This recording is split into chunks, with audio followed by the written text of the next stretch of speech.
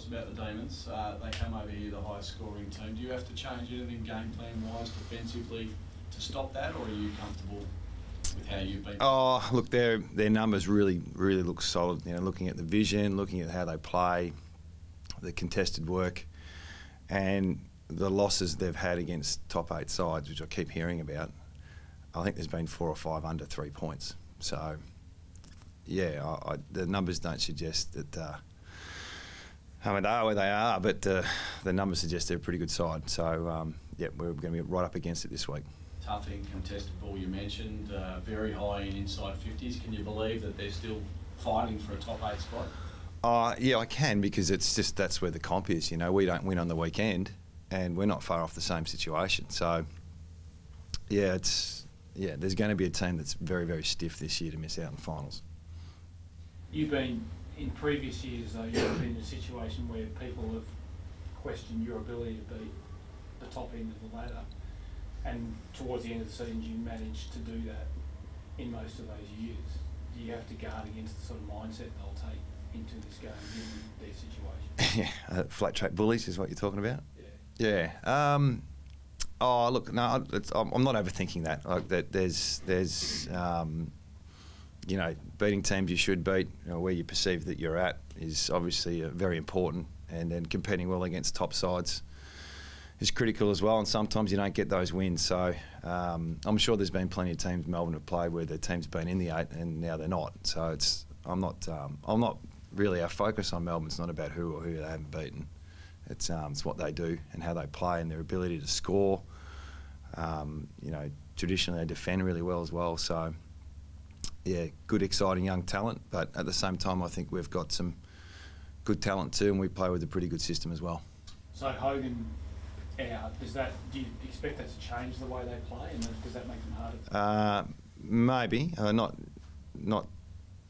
not really. No, you'd think that most teams, a player goes out, the system stays the same. So you know, I know that's what we do. So yeah, I would anticipate a similar situation with Melbourne. I mean, we've all got injuries, and a lot of injuries to key position and key personnel. So if you have to change the way you play every time you lose that, it does take away the consistency of your performance. So I'm not quite sure they'll do that. Does Max Gawn require any special training? Yes. Yes, he does. He's a very good player.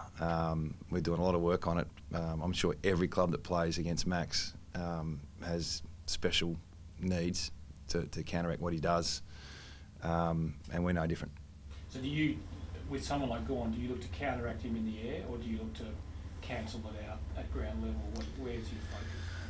Oh, I think you probably start with the rucks and how we go about it with Scott and Nathan. For us, we'll back our boys in, and we'll have strategies in place, and I'm sure they're the same. So these are all the battles within the game that I think it's going to be a really exciting game on the weekend. I think it's already a sellout.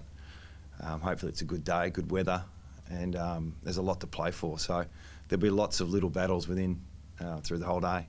We saw Leicester perform really well against Grundy. How is Gawn different to Grundy? What sort of differences do you expect? Oh, every ruck's different a little bit. Without going into too much detail, they've all got different strengths, and you know, you're looking for the avenues to get through or nullify. And the really good ruck when you're just trying to nullify. You know, I'm assuming that I know that Max is in that category. So, but that's not taking anything away from our boys. You know, they're developing really well.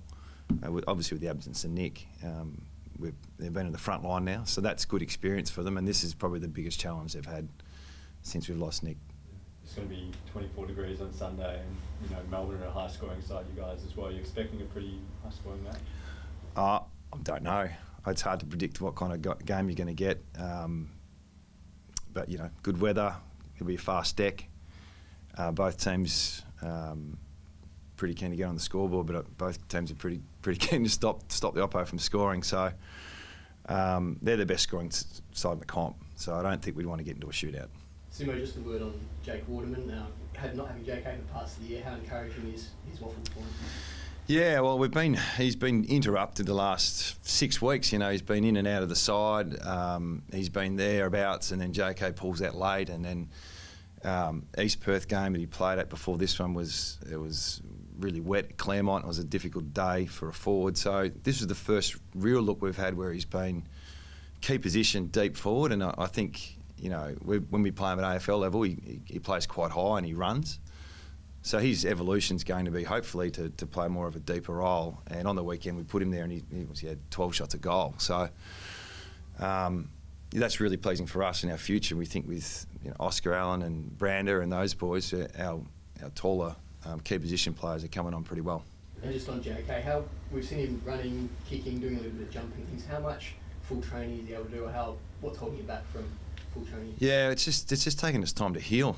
He's got this little hairline fracture that just, once that covers up and he's pain-free, away he goes. But at the moment, every time we get him to a certain point, we've got to pull him back. So we thought he'd be available this week at best, at worst, and now we're hoping to get him back, you know, for the end of next week for the Brisbane game. But that's no guarantee either. So is there a bit of a fear of finals? I mean, you've got obviously that extra week, but yeah, fearing maybe that, you know, the start of the finals is I think we'll be okay. Yeah, I think that'll be a stretch to say you'll miss a final, but yeah, I'd love to get him back for at least a game before the finals, but I don't know if that's going to happen. And being such a pro, do you have a concern that he wouldn't have played in quite some time leading into a final? I think everyone who plays at this time of the year likes to have a bit of form under their belt, or just a bit of touch. So yeah, it'll be probably 5 or 6 weeks before we see him again. I think it's a fair bit to ask for someone to come in and just play at the level that we know the intensity is going to be really high. So, but we'll worry about that in a couple of weeks.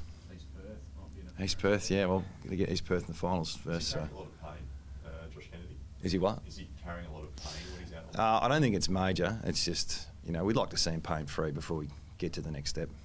With Waterman, he seems to be a much better player when JK and Kennedy are there, and he seems a bit exposed when they're not. Is that how you balance up selection a lot of the time, that you kind of need the three together for him to? I think any young forward, we've been really fortunate that we've brought some kids in this year, and we've had eight debutants, that they've complemented some experience in their line. And I think when you're a young forward, especially key position, having a Kennedy and Darling there, it's just so much better for your development. When you go in as a young key forward and you're the pivot, you're the key forward, you're going to struggle a little bit. Okay, so I've seen that even at Freo. I've seen, you know, the young forward line sometimes they're probably crying out for a key position experienced player so they can leverage off that. So we're fortunate we've got those guys, but when they're not there, I think it's another level up. So that's why it's been a bit inconsistent for Jake. Will you wait for JK to come back, or? No. I think if Jakey keeps kicking 7, we'll look at him.